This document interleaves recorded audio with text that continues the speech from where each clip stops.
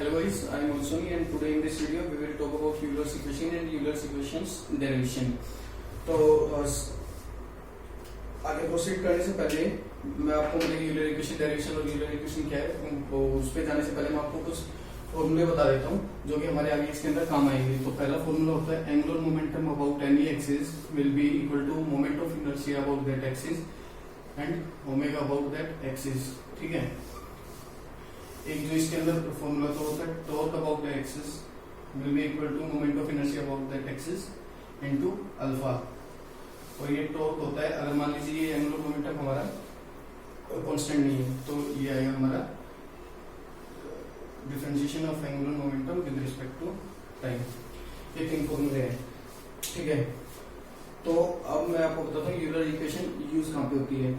Euler equation use होती है हमारी टॉर्क और एंगुलर मोमेंटम निकालने के लिए। अब आप मेरे को बोलेंगे कि भैया जब हमारे पास ये फॉर्मूले हैं टॉर्क और एंगुलर मोमेंटम निकालने के लिए तो यूलर इक्वेशन की जरूरत क्या है। तो देखिए ये जो फॉर्मूले होते हैं वो सिंपल रोटेटरी मोशन के लिए होते हैं कि मान लीजिए एक कोई भी ऑब्जेक्ट था वो सिर्फ इस एक्स एक्सिस के अबाउट रोटेट कर रहा था या वाई एक्सिस के अबाउट रोटेट कर रहा था। ठीक है, तब हम लोग ये फॉर्मूले लगा सकते हैं। लेकिन अगर ऑब्जेक्ट ने कॉम्प्लेक्स रोटेटरी मोशन शुरू कर दिया तो उस टाइम पे ये फॉर्मूले हमारे किसी काम के नहीं, या तो इनसे कैलकुलेट कर ही नहीं पाएंगे और कर पाएंगे तो कैलकुलेशन काफी ज्यादा कॉम्प्लेक्स होगी। ठीक है, तो मैंने आपको यूलर इक्वेशन का यूज बता दिया।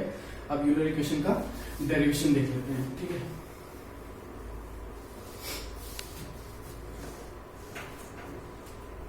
तो मान लीजिए हमारे पास एक एक्सिस थी, कोऑर्डिनेट सिस्टम था पूरा, जिसके एक्सिस का नाम था एक्सिस 1, एक्सिस 2 और एक्सिस 3। ठीक है, और इसके अंदर हमारा एक सिलेंडर लाई कर रहा था जो इसके अंदर रोटेटरी मोशन कर रहा था, कॉम्प्लेक्स रोटेटरी मोशन कर रहा था। ठीक है, तो ये जो सिलेंडर था ये थीटा एक्सिस 3 के अराउंड एंटी क्लॉकवाइज ओमेगा 3 से घूम रहा था, एक्सिस 1 के अराउंड एंटी क्लॉकवाइज ओमेगा 1 से घूम रहा था और एक्सिस 2 के अराउंड एंटी क्लॉकवाइज ओमेगा 2 से घूम रहा था।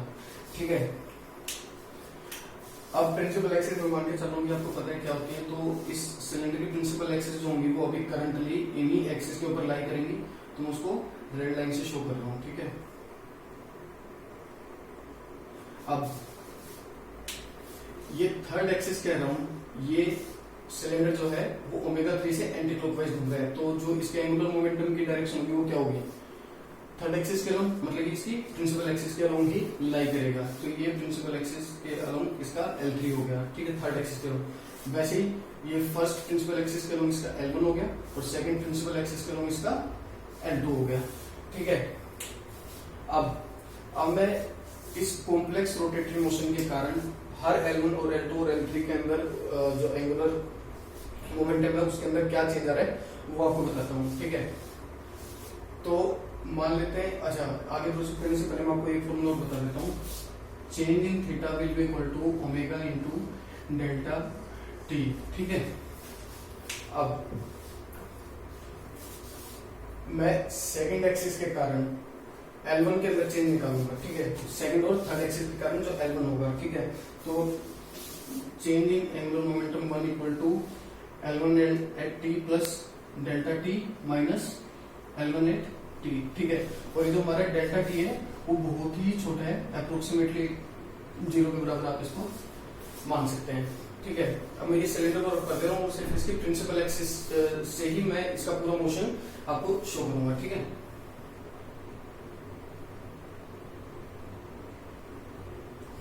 अब मैं L1 का चेंज निकालता हूँ। ठीक है, तो एक्सिस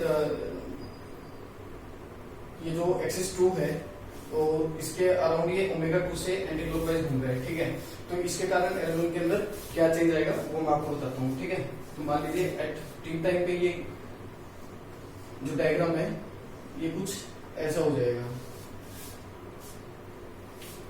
L3 आ जाएगा यहाँ पे, ये L3 यहाँ पे कैसे आया ये मैं आपको बताऊंगा। ठीक है, L2 चला जाएगा नीचे की तरफ और जो L1 चला जाएगा नीचे की तरफ और L2 रहेगा इसी प्रिंसिपल एक्सिस के।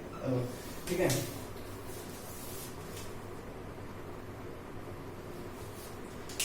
ये L3 यहाँ पे आया कैसे, मान लीजिए ये थी आपकी एक्सिस 2। ठीक है, और ये था आपका एंगुलर मोमेंटम जो 3 है उसका इनिशियल फेज। अब ये जो L2 है, सॉरी एक्सिस 2 है, इसके अराउंड जो ओमेगा है वो रोटेट कर रहा है एंटी क्लॉकवाइज डायरेक्शन में, मतलब कि कुछ ऐसे, ठीक है। और ये L3 इस पे लगा हुआ है, तो ये ऐसे रोटेट कर रहा है, तो L3 ऐसे आता जाएगा, ठीक है, तो इसलिए L3 यहाँ पे आ गया। वैसे ही L1 था ऐसे, और ये ऐसे रोटेट कर रहा है, तो L1 इसका नीचे की तरफ चला जाएगा, मतलब कैसे, ऐसे, तो इसलिए L1 नीचे चला गया। अब ये थीटा की तरह चेंज हो वो निकालते हैं, तो थीटा जो चेंज होगा वो इसी फॉर्मूले से निकालेंगे, ठीक है। तो ये जो थीटा 2 आएगा वो हमारा डेल्टा थीटा 2 आएगा, वो आएगा ओमेगा 2 डेल्टा टी, ठीक है। और ये उसने डेल्टा थीटा 2 का चेंज दिया एंगल के अंदर। वैसे ही L1 का जो चेंज आएगा एक्सिस 1 के अलोंग, वो भी डेल्टा थीटा 2 ही आएगा, ठीक है। तो मैं यहाँ पे चल रहा हूँ, change in L1 due to axis 2, ठीक है। तो अब इसके कंपोनेंट कर लेते हैं हम लोग। तो कंपोनेंट करेंगे तो ये जो L1 है, ठीक है, ये L1 इसके अलोंग इसका एक कंपोनेंट आएगा, वो आएगा L1 कोस डेल्टा थीटा 2, ठीक है। और एक इसका नीचे की तरफ चला जाएगा L1 साइन डेल्टा थीटा 2, ठीक है। वैसे ही L3 का हम लोग देखते हैं। L3 का एक तो थर्ड एक्सिस के अलोंग चला जाएगा, L3 कोस डेल्टा थीटा 2, और एक इस फर्स्ट एक्सिस के अलोंग आएगा। फर्स्ट एक्सिस के अलोंग कितना आएगा, L3 साइन डेल्टा थीटा 2, ठीक है। अब इसके अंदर जो ट्विस्ट है वो ये है कि ये जो L1 का कोस वाला कंपोनेंट है, ये L1 के चेंज के अंदर बिल्कुल भी कंट्रीब्यूट नहीं करेगा। क्यों, मैं आपको बताता हूं। अब जो चेंज आएगा इसके कारण L1 due to L1 will be equal to L1 cos delta theta 2, मतलब कि t plus delta t time पे जो है माइनस L1 एट टी, तो L1 एट टी क्या था, L1, ठीक है। अब इसके अंदर डेल्टा थीटा 2 हमारा अप्रोक्सीमेटली 0 होगा। क्यों, क्योंकि हमारा डेल्टा टी ही जब अप्रोक्सीमेटली 0 है तो डेल्टा थीटा भी हमारा काफी छोटा चेंज हुआ है, ठीक है, क्योंकि ओमेगा भी हमारा ज्यादा इतना लार्ज है नहीं। तो ये डेल्टा थीटा 2 अप्रोक्सीमेटली 0, तो हम इसको एक बार 0 मान ले, तो L1 कोस 0 माइनस L1, ठीक है। तो कोस 0 की वैल्यू क्या होती है, 1, तो L1 minus L1 will be equal to 0, तो इसलिए इसका तो कोई कंट्रीब्यूशन नहीं आएगा। आप देखते हैं इस पे, तो L3 साइन डेल्टा थीटा 2, तो इसको भी जैसे कोस डेल्टा थीटा 2 को हमने L1 डेल्टा थीटा 2 मान लिया था, वैसे ही L3 साइन डेल्टा थीटा 2 को भी हम लोग L3 डेल्टा थीटा 2 मान सकते हैं, ठीक है। तो change in L1 due to axis 2, axis 2 के कारण जो चेंज आएगा वो आएगा हमारा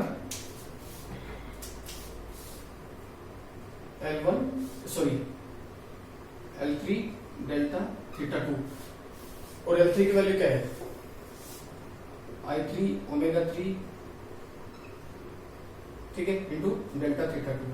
तो ये तो एक्सिस 2 के कारण हमारा चेंज आ रहा है। अब एक्सिस 3 के कारण जो हमारा चेंज आएगा हम लोग उसको देखते हैं, ठीक है।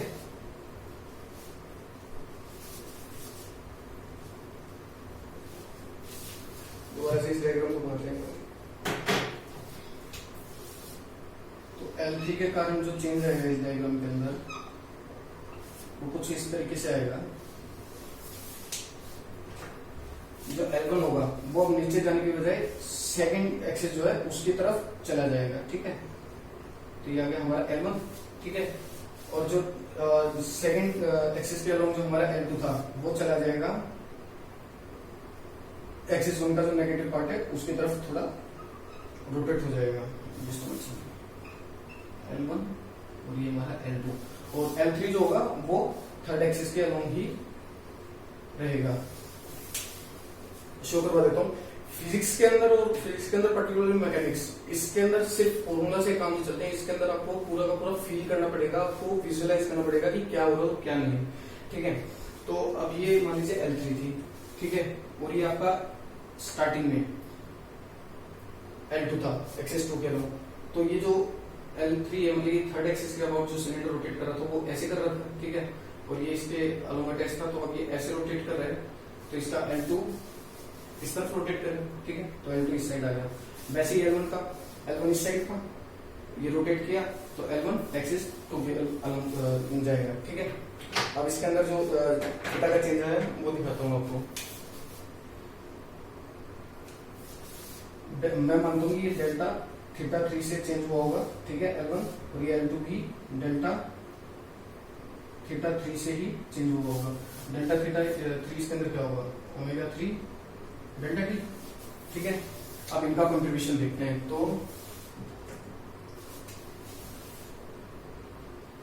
Change in L1 due to axis 3, या फिर इसको बोल देंगे due to rotation about axis 3,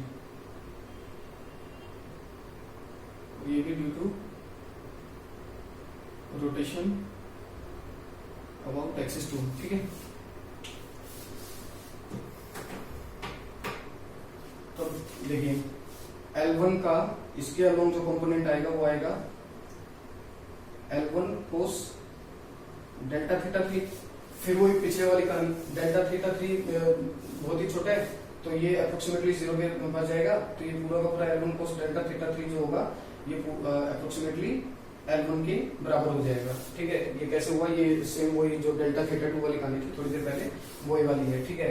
और एक इसका कंपोनेंट एक्सिस 2 के अलग चला जाएगा L1 साइन डेल्टा थीटा 3, ठीक है। और जैसे कि पता है कि डेल्टा 3 काफी छोटा है तो ये L1 डेल्टा 3 के बराबर हम लोग इसको लिख सकते हैं, ठीक है। अब L2 का कंपोनेंट देखते हैं। L2 का कंपोनेंट क्या होगा, एक तो आएगा इसी एक्सिस के अलोंग, ठीक है, इसी एक्सिस के अलोंग तो आएगा L2 कोस डेल्टा थीटा 3, और ये अप्रोक्सीमेटली L2 डेल्टा 3 के बराबर हम लोग इसको लिख सकते हैं, ठीक है। एक आएगा इसके पीछे की तरफ जो कि L1 के अंदर कंट्रीब्यूट करेगा, तो वो आएगा L2 साइन डेल्टा थीटा 3, और ये अप्रोक्सीमेटली बराबर होगा किसके, L2 डेल्टा 3 के बराबर है, ठीक है। तो इसका तो कोई कंट्रीब्यूशन नहीं जाएगा L1 के अंदर, ठीक है। और ये जो L1 के अंदर जो कंट्रीब्यूशन गया वो वापस वही L1 के बराबर है, तो पहले भी L1 था और बाद में भी L1 है, तो कैलकुलेशन भी करके दिखा देता हूँ। L1 at t plus delta T क्या है हमारे पास, L1 minus L1 at T क्या है, L1, तो इसका तो कंट्रीब्यूशन 0 हो गया। अब इसका देखते हैं, इसका तो नेगेटिव की तरफ जा रही है, तो मतलब कि एंगुलर मोमेंटम को कम कर रहा है, ठीक है। तो इसका जो आएगा वो आएगा माइनस L2 डेल्टा 3, ठीक है। तो ये तो एक्सिस के रोटेशन क्या हो गया। अब ये कुछ ऐसा सा मोशन कर रहे हैं, तो मतलब कि हर वक्त इसकी जो ओमेगा है वो भी चेंज हो रही है, ठीक है। तो हर वक्त इसकी ओमेगा चेंज हो रही है, तो कुछ ओमेगा मतलब कि एंगुलर वेलोसिटी के कारण भी चेंज आएगा, ठीक है। तो change due to angular velocity, तो वो आएगा delta L1 will be equal to I1 delta omega 1, ठीक है। तो ये जितने चेंजेस आने थे वो सारे के सारे कर लिए। अब जो नेट चेंजेस आएंगे वो इन सभी का हम लोग समीशन कर देंगे, तो हमारे पास नेट डेल्टा L1 आ जाएगा।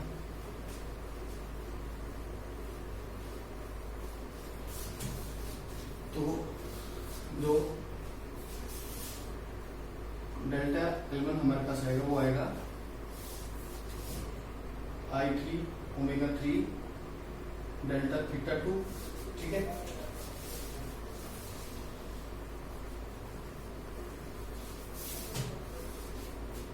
ये माइनस के साइन के साथ है, तो माइनस L2 डेल्टा थीटा 3, और L2 किसके बराबर है, I2 ओमेगा 2 के बराबर, ठीक है। Minus I2 omega 2 delta theta 3, और एक चेंजेस हमारी चेंजिंग एंगुलर वेलोसिटी के कारण वो है प्लस I1 डेल्टा ओमेगा 1। तो ये हमारा changing angular momentum about first axis आ गया, ठीक है। तो ये तो चेंज आ गया, तो इससे हम लोग अब क्या निकाल सकते हैं, टॉर्क, क्यों, टॉर्क का फॉर्मूला हमारे पास था ना, टॉर्क इक्वल्स टू dL/dt, ठीक है। तो अब इसको टाइम के रिस्पेक्ट में पूरे को डिफरेंशिएट कर देते हैं, ठीक है। तो उसके बाद में देखते हैं हमारे पास क्या रिजल्ट जाएगा।